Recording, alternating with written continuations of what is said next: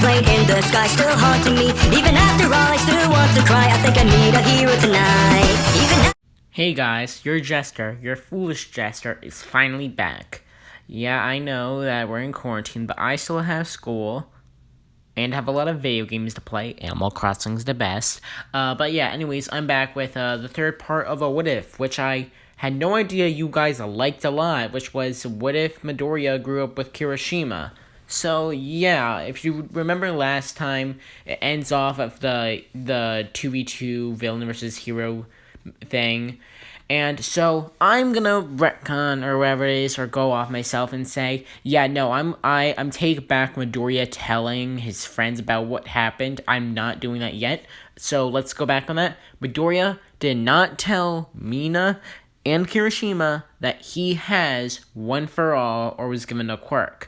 We're just gonna go off that he never told him about that, and that conversation never happened. Okay, are we all good? Okay.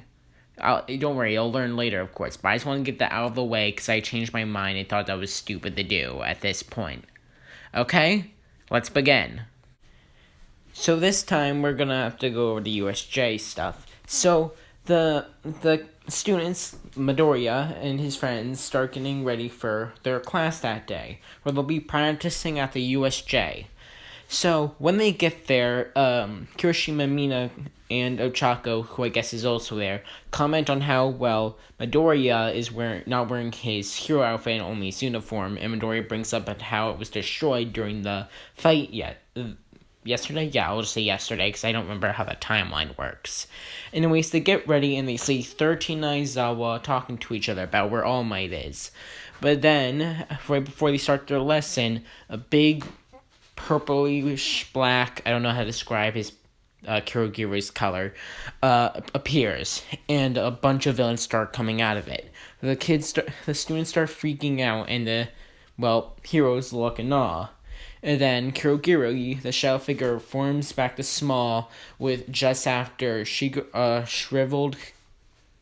How old is Shigaraki? A shriveled, white-haired figure and a giant behemoth monster come out.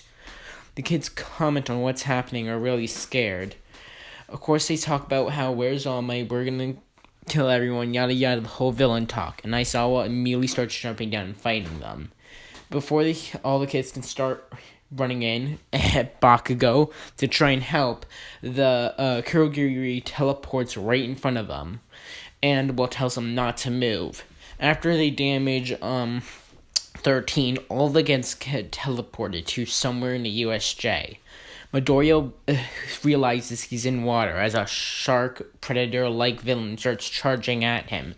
Before it attacks, though, he gets saved by Suyuasui. He thanks her, and it turns out they're also with Mineta on a boat. Mineta starts freaking out about how they're gonna die and no one's gonna be able to save them. But Midoriya, also scared though, tells him to calm down, saying that they'll have to figure out.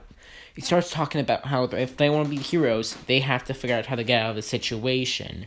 Saying how, as hard as it's gonna be, and how they also commented on how the villains said they're gonna be able to kill All Might, they still have to be brave. Mineta, after hearing that, starts freaking out more. But Midoriya, like I said, since he also grew up with Kirishima, who always talked about being a man, starts trying to act brave as he can. And he and Suyuba and Mineta come up with a plan, like in the anime and manga, where they launch themselves into the air. Midoriya starting a sticky whirlpool, and they get to safety. Semi-safety, they're right next to the fight. Meanwhile, in other place, Kirishima's with Bakugo, fighting other villains. So here's the thing. We don't know how so I'm gonna assume Bakugo's still a bit of a grouch, because, he grew up with a bunch of weak people. I mean, you can't really say that, you can't really say that, he was praised, and he literally was in a classroom with a kid with long fingers, and only other kid that could match up to him was a kid with wings. But in his middle school, he literally had a kid that could stretch out his eyes. He definitely felt bigger than everyone else. So he would comment on how, he hasn't he hasn't met someone with a strong quirk in a while. Because again, Kirishima literally can turn himself. Okay, I'm not gonna finish that. That was gonna sound really bad. Can make his skin like rock.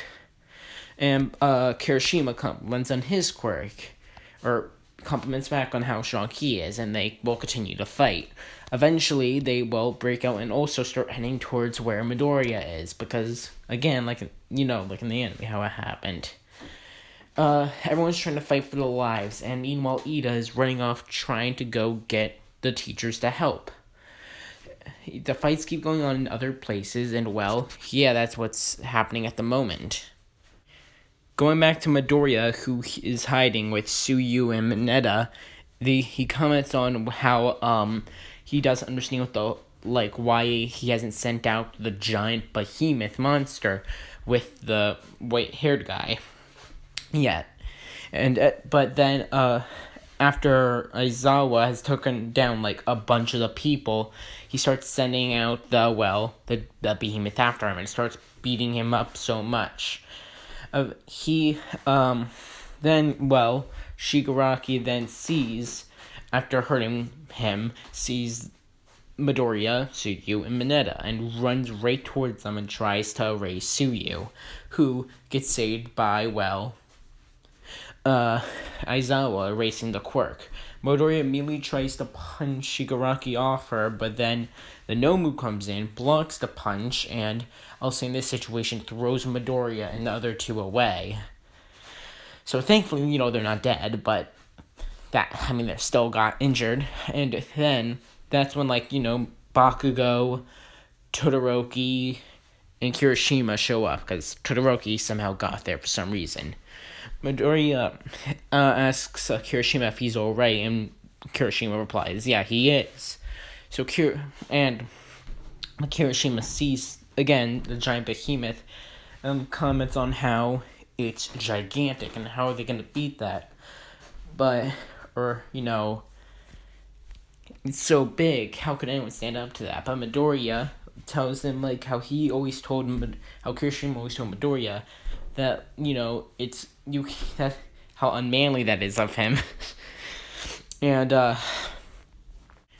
with that situation, Midoriya, out of fear again, because of how it's hurting everyone, he just starts running and trying to hit it, but with no prevail and gets knocked back. Kirishima then, realizing that he's hiding from who he wants to be again, and Midoriya just runs out there without thinking, also joins in. Of course, Bakugo, wanting to show off, joins in, and they're actually standing a chance against it. But, this being a Nomu, after all, just starts getting more angry and knocks them all back. But thankfully, they held it off long enough that they could get Aizawa out, and just as they get him out, All Might arrives. And it's the same thing as before, where he uses all the strength he has left during that day to take down the Nomu with, 100 Mighty Strikes? And it's amazing, and it gets knocked back, and everyone's safe. I don't remember if it, besides Aizawa, because he's really hurt. And 13, who got half his body erased. Yes, 13's a boy. You might sound like a girl, but he's a boy. In one of the books, it was mentioned that he was a boy, or as he put it, a man. Okay, but we're getting off topic. So anyways, yeah, it's pretty good for everyone, and they all feel safe. Midoriya still, after getting through that much danger, starts to think about it again if he should tell his friends, but still puts it off, thinking about how much more danger they could be in if, because he saw how much danger Kirishima and him got in from that one fight. They were no way near strong enough to know that secret yet, but he still wanted to tell him eventually.